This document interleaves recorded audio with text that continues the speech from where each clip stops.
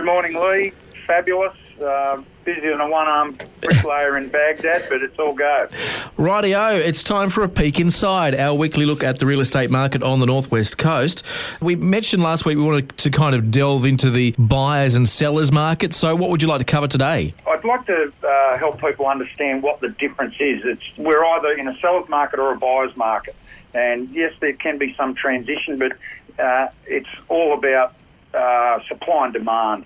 So I'd like to explain the differences, if that's okay. So let's talk about supply first. So supply, that refers to stock. And stock is the amount of property being offered for sale in a defined area or a location at any given time. Now, generally, somewhere between 5 and 7% of the total number of properties in an area are for sale at any given time. Did you know that? You know, you see for sale signs up all the time and you kind of think, okay, they're everywhere. So that's an interesting percentage. That's generally where it's at, but that amount can vary around demand from buyers and the feelings of potential home sellers at a time. So demand is driven by, as we've mentioned before, buyers' behaviours, traits and actions. And that's based on emotions, and that is fear and greed or fear and confidence. So if there's plenty of or there's adequate supply of property but low buyer numbers, that's a buyer's market because they've then got choice. If you've got low or limited supply of stock and plenty of buyers, that's a seller's market. That's a hot market. So I'll explain the characteristics of both, if that's okay. Yeah, go for it. All right, so a seller's market. So we've got solid to large numbers of inquiries on homes, which convert to multiple inspections.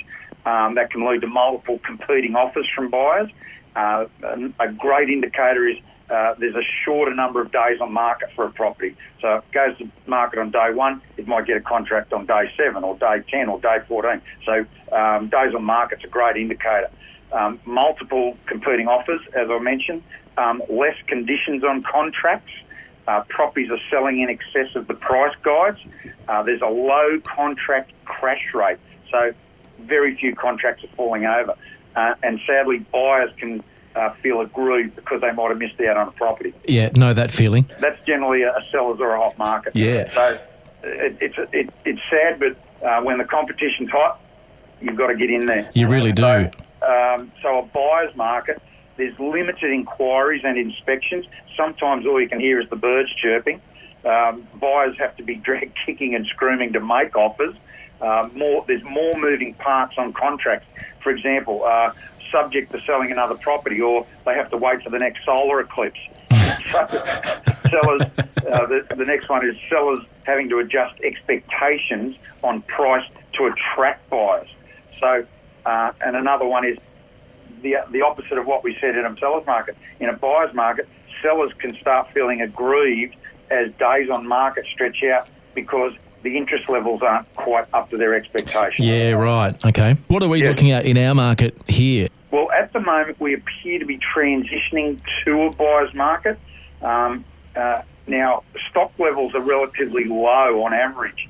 And yes, there's less buyers. So we're sort of transitioning. So if stock levels start to pick up and buyer levels remain at where they are now, we'll have transitioned into a buyer's market. So as I said last week, you've got to be aggressive in your pricing strategy. You've got to be aggressive in your marketing strategy. So, but at the moment, sales are ticking over pretty steadily. Well, that's good to hear. We always like to touch on real estate here on the Northwest Coast on a weekly basis. Craig Heppel is our insider. Mate, you've got a quote you want to finish on. Right, my quote of the week, and I think this might help people understand, it's negotiation. It's the sharp end of real estate, and it's the delicate endeavour to produce two winners from a game dominated by emotion. There's that word again, emotion. Yep, 100%. And let's zoom in on a property that is available for sale on the Northwest at the moment. What do you got there up in the window at the shop? Shop window. You know who's looking in your shop window of a real estate agency? People waiting for their fish and chips to cook 2 doors up. It's all online now. People will find their property online. But anyway, moving on from that, property of the week is 750 Kindred Road at Kindred. It's 48 plus acres. It's nearly 50 acres. Ooh. And it's got a comfortable 4-bedroom home, paddocks, a big dam, a rivulet, and it's only 15 minutes to Ulverston and about 18 minutes to Devonport. Lovely. There's just a taste of what's on the market at the moment. Craig Heppel, Yeah. thank you for a peek inside this week. Thanks, Lou. It's been great.